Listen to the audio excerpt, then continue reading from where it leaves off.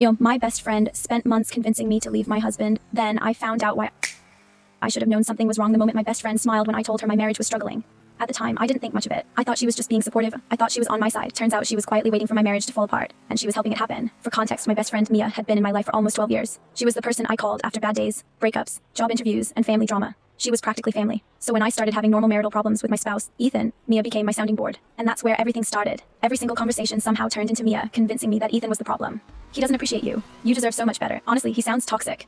At first I resisted. Ethan and I weren't perfect, but we weren't miserable. We argued about money sometimes. We disagreed about household responsibilities. Nothing unusual. But Mia was relentless. If Ethan forgot to text me back quickly, she'd call it disrespect. If he wanted a night to himself, she'd call it emotional neglect. If we had an argument, she'd act like it was proof that the marriage was doomed. Little by little, she made me question everything. The scary part is that manipulation doesn't feel like manipulation when it's wrapped in concern. It feels like support. It feels like friendship.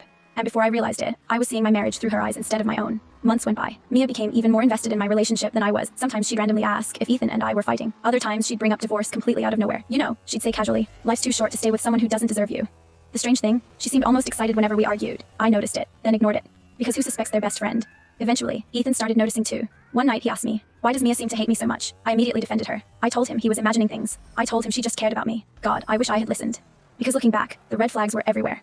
This is actually the moment where everything finally clicked for me. When I sat down and looked at the whole picture, it was like connecting dots on a giant board. Every time Ethan did something good, Mia dismissed it. Every time he made a mistake, she magnified it. She constantly compared him to imaginary men who supposedly would treat me better. She always wanted updates about our relationship. And the biggest red flag of all, she never once encouraged us to work through our problems. Not once. A real friend wants to see you happy. A real friend wants healthy solutions. Mia only wanted one outcome: separation. I just didn't understand why. Yet, the truth came out completely by accident. One Saturday afternoon, I stopped by Mia's apartment to return a book she lent me. She wasn't expecting me. When I got there, her car was outside, so I assumed she was home. I knocked. No answer. Then I heard voices coming from her open kitchen window. One voice was Mia's. The other voice made my stomach drop. It was Ethan.